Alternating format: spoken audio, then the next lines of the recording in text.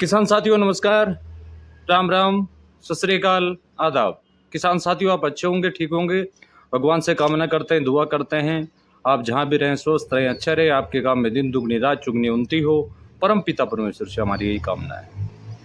किसान साथियों मैं अमित महिला, तहसील लोहारू, डिस्ट्रिक्ट भिवानी, हरियाणा का स्थायी निवासी हूँ, जैसा कि आप सभी जानते ही है। और आज दिनांक 24 जून 2023 है। तो हर रोज़ की बात ही हम किसी न किसी विषय को लेके आप लोगों के बीच में हाजिर होते हैं।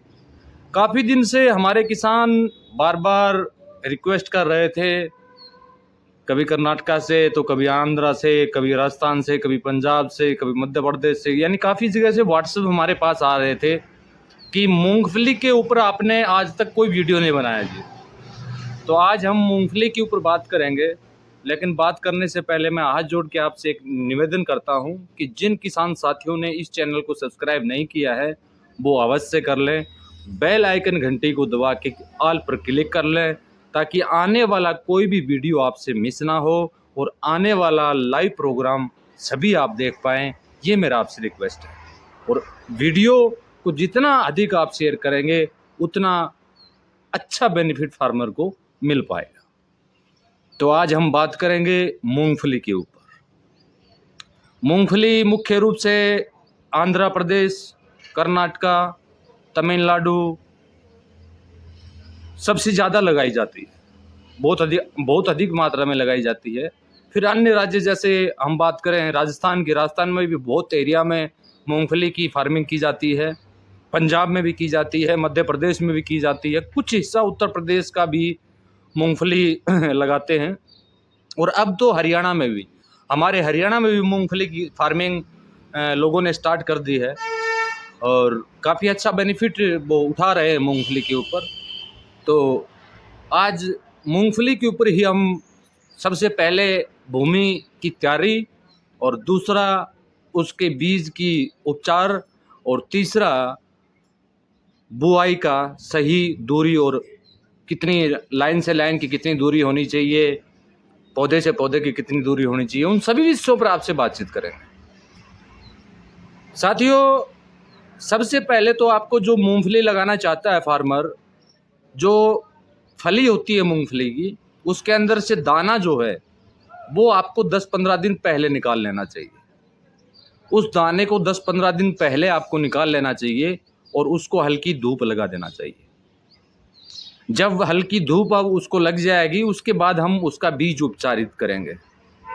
एक साथी का आज ही हमारे ग्रुप में मैसेज आया हुआ था, वो कह रहे थे कि सर दीमक के नियंत्रण के लिए, वाइट ग्रब के नियंत्रण के लिए, जड़ काली होने के नियंत्रण के लिए हम क्या उपचार करें, बीज को किस तरह से उपचार करें ताकि इनसे हमें बेनिफिट मिल पाए। सबसे पहले किसान साथियों ने सवाल किया है कि दीमक के रोकथाम के लिए आप किसी भी किताब को उठा के देख लो, कहीं भी आप चले जाओ, हर जगह दीमक दीमक दीमक दीमक दीमक। सच्चाई बताने के लिए कोई तैयार नहीं है। मैंने काफ़ी वीडियो के माध्यम से बताया है कि दीमक जो है वो हमारा एक मित्र कीट है। दीमक हमारा शत्रु कीट नहीं है, वो हमारा मित्र कीट है। दीमक जब आता है जब फंगस हमारी फसल में आती है, और फंगस फसल में आती है, फंगस उस पौधे को ख़त्म करती है और उसके बाद दीमक का अटैक उसके ऊपर होता है।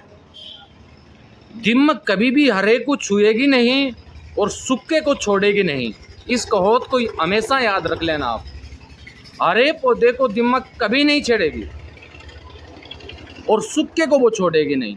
पौधा सूखता किस कारण है? फंगस की वजह से। अब काफ़ी लोग इस बात की चर्चाएं भी कर रहे थे कि ट्राइकोडर्मा से बीज उपचारित करना चाहिए, मेटाराइजियम से बीज उपचारित करना चाहिए, कार्बोडिजाइम से बीज उपचारित करना चाहिए। देखिए जैविक फार्मिंग हम करते हैं, ट्राइकोडर्मा को भी हम मानते हैं, मेटाराइजियम को भी हम मानते हैं, वो बात आपकी बिल्कुल सही है, उन चीज़ सभी को मानते हैं हम लोग।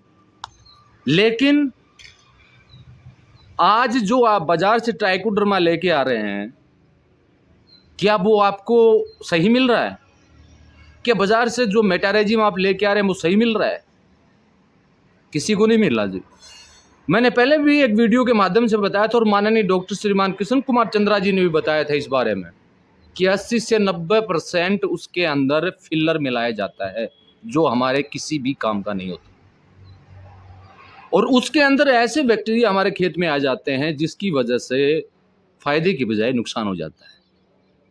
ट्राइकोडर्मा पर मैंने कुछ दिन पहले भी आपको बताया था कि उसको उचित तापमान पर मल्टीप्लाई किया जाता है, और मल्टीप्लाई करने के लिए उसके लिए गोबर का यूज़ किया जाता है, कंपोस्टिंग खाद का यूज़ किया जाता है जिसमें वो मल्टीप्लाई होता है।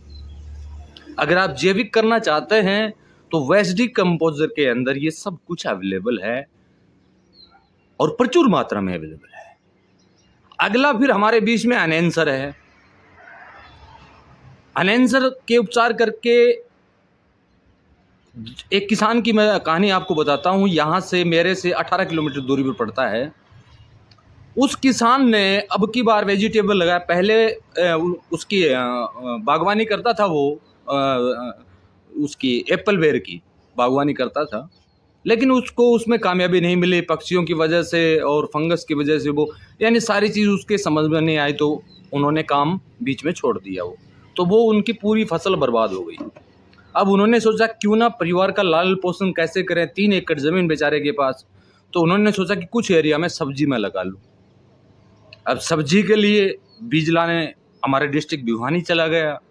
तो दुकानदार तो ये आप जानते हो कितने माहिर होते हैं, वो आदमी की शक्ल को देख के ये देख लेते हैं कि इसको कुछ नहीं पता है, तो उसको बीज दे दिया। उसने पैसा जेब से निकाल के उनको दे के आ गया। शाम को जब वो कैसे, जैसे यूट्यूब तो हर लोग देखता है, चाहे वो पढ़ा लिखा हो चाहे अनपढ़ हो, तो उसने जैसे यूट्यूब पर देखा तो मेरा वीडियो उनके सामने आया। तो उन्होंने बीज उपचारित का ही वीडियो मेरे सामने आया। तो उन्होंने मेरे से बात किया सुबह, बोला जी रात को मैंने आपका वीडियो देखा था और आप लोहारू से हो, तो मैं एक बार आपसे मिलना चाहता हूँ। मैं बोला जी कोई बात नहीं, आप आइए, मैं आज लोहारू ही हूँ। वो किसान साथी हमारे बीच में आए, उनसे उस विषय में बातचीत हुई। बोला सर, उन्होंने तो ये मेरे को वही कार्बोडीजियम वगैरह वगैरह, यानी रासायनिक के बारे में मैं कुछ नहीं बता सकता आपको। तो मैंने फार्मर से रिक्वेस्ट किया जी आप इनको तो साइड में करो और आप ये बोतल एनहेंसर और ये वेस्ट डिकम्पोजर आप ले जाओ। पहले आपको वेस्ट डिकम्पोजर से बीज उपचारित करना है, यानी किसी पोटली में बीज को बांध के और वेस्ट डिकम्पोजर में आपको छोड़ देना है।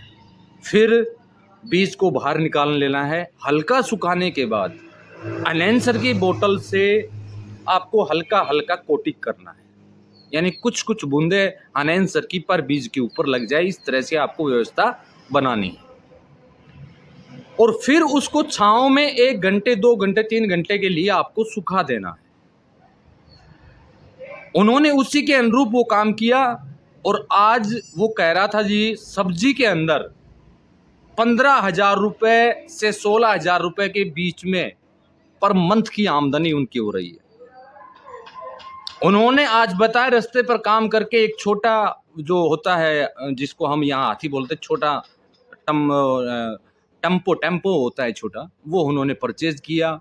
गांव गांव में सब्जी दे रहे हैं और ये कहकर दे रहे हैं कि जहर मुक्त सब्जी। अब कुछ समय उन्होंने इस तरह से कार्य किया, बोला जी अब तो लोग खेत से नहीं जाने देते हैं, यानी ऑन रोड उनका खेत पड़ता है और वहाँ अपने एक छोटा सा जैसे कोई भी स्टैंड लगा रखा है, उस पर सब्जियां बेचता है। कोई गाड़ी रुकती है, कोई बस वाला रुकता है, कोई कुछ रुकता है, कोई गांव के आते हैं। धीरे धीरे गांव वालों को पता, आज उसको ना तो मंडी जाने की आवश्यकता, ना उसको किसी गांव में जाने की आवश्यकता। तो उसी के अनुरूप आज हम मूंगफली की बात आप लोगों के बीच में करेंगे। बीच में मैंने उदाहरण जरूरी था ये, इसलिए मैंने आपको बताया। तो मूंगफली जो फली होती है उससे 15 दिन पहले बीज को आपको निकालना है और बीज को निकालने के बाद हल्की धूप आप उसमें लगानी है। हल्की धूप लगाने के बाद बीज को पोटली में बांधना है और वेस्ट डिकम्पोजर के 15 से 20 दिन के गोल में उसको छोड़ देना है। और छोड़ने के बाद उसको बाहर निकाल के जूट की बोरियां जो आती है, जूट की बोरियों के बारे में आप सब जानते हैं, उस पर आपको उसको हल्का फैला देना है। हल्का जब वो सूख जाए हल्का जब वो सूख जाए तो किसी प्लास्टिक कागज के ऊपर उसको आपको डालना है। प्लास्टिक कागज के ऊपर डाल के एनहेंसर की बोतल आपको लेना है। अगर आपके पास 50 केजी बीज है तो 1 बोतल की आपको आवश्यकता पड़ेगी।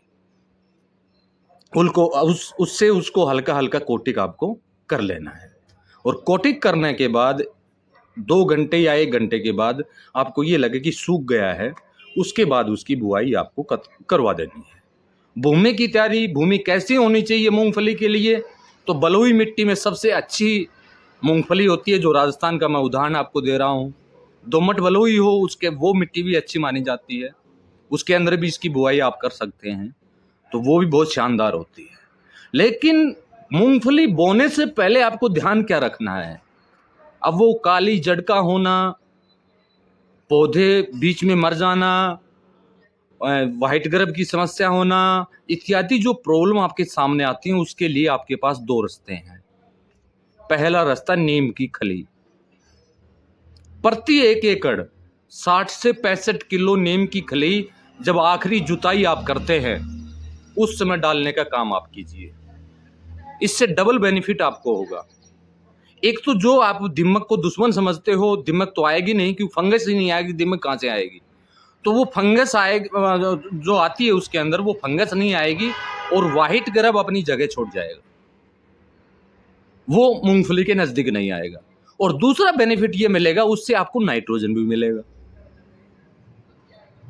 डबल बेनिफिट हो गए। नीम की खली प्रति 1 एकड़ 70 से 80 किलो आपको डालना है। 70 से 80 किलो नीम की खली का, इस बात का विशेष रूप से आपको ध्यान रखना है।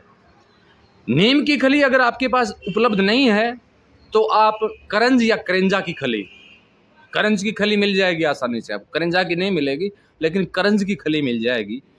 करंज की खली 40 से 45 किलो प्रति 1 एकड़ आपको डालना है। वो भी आपकी किसी भी तरह की फंगस आपकी ज़मीन में है, जड़ें काली होती है आपकी मूंगफली की, या और कोई समस्या मूंगफली में आती है अंकुरण के समय, तो उससे भी आपको छुटकारा मिल जाएगा। मूंगफली को ज़्यादा नाइट्रोजन, फास्फोरस इत्यादि की ज़्यादा आवश्यकता नहीं होती है, तिलेनियाँ होती हैं, इनको सल्फर मिल जाए तो काफ़ी है। और सल्फर के लिए सरसों की खली का उपयोग भी आप कर सकते हैं, लेकिन वो बीज की बुआई के बाद भी कर देंगे तब भी चलेगा। तो भूमि को इस तरह तैयार करना, समतल आपको कर लेना है। अब मूंगफली के अंदर 2 वैरायटी आती है, एक तो गुच्छेदार आती है और दूसरी वैरायटी जो होती है बेलनुमा, ये जो फैलती है। गुच्छेदार मूंगफली अगर आपको लगानी है तो प्रति 1 हेक्टेयर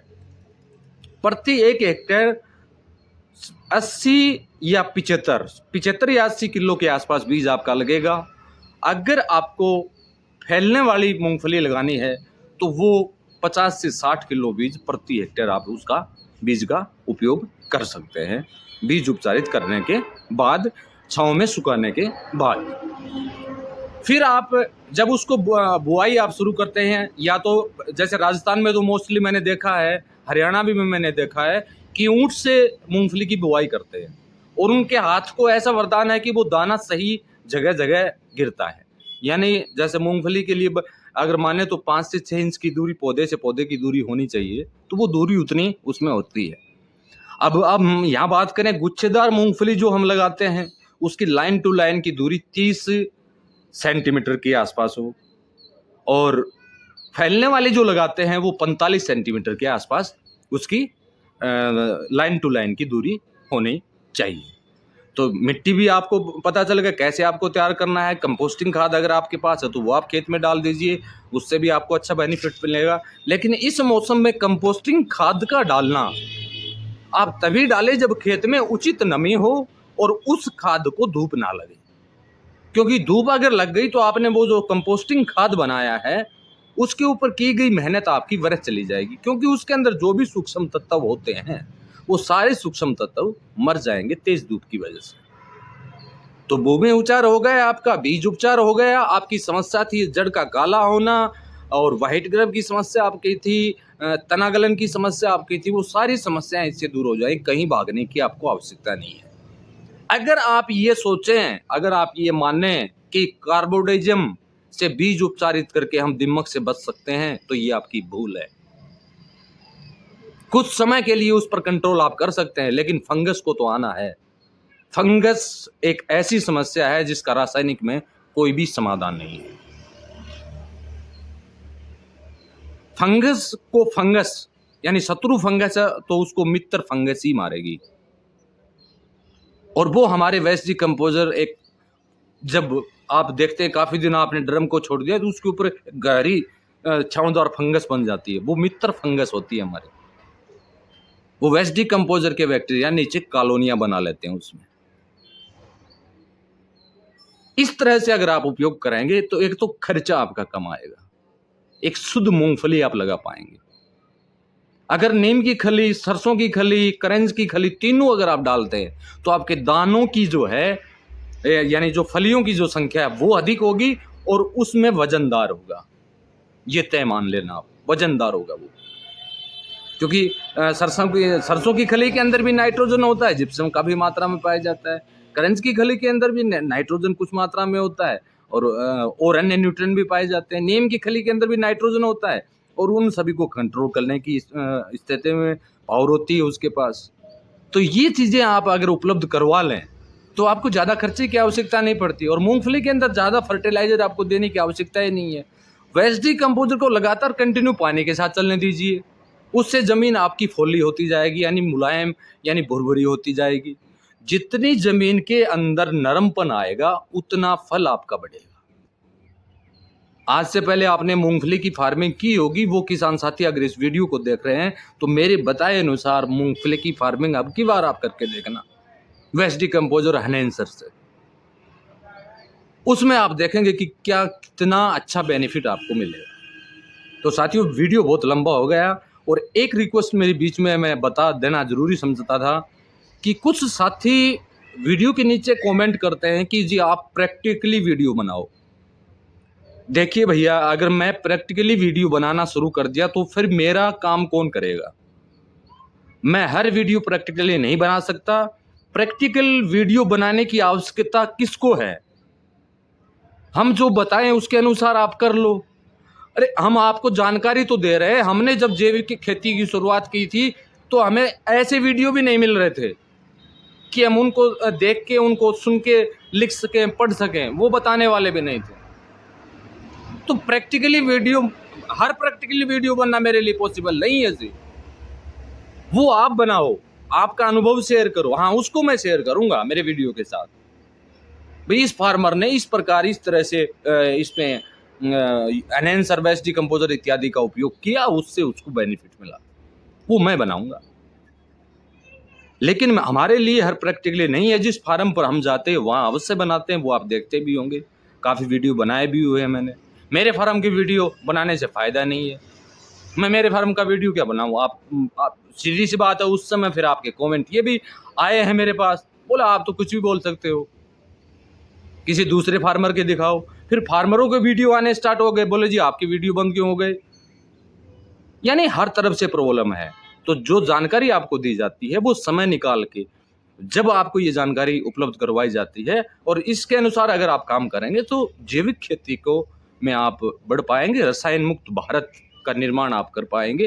हो सकता है कि कुछ लोग हमारे बीच में ऐसे तत्व घुसे हुए हैं जो इससे बिल्कुल नाराज है, तो उनसे आप थोड़ा सा बच के रहिए।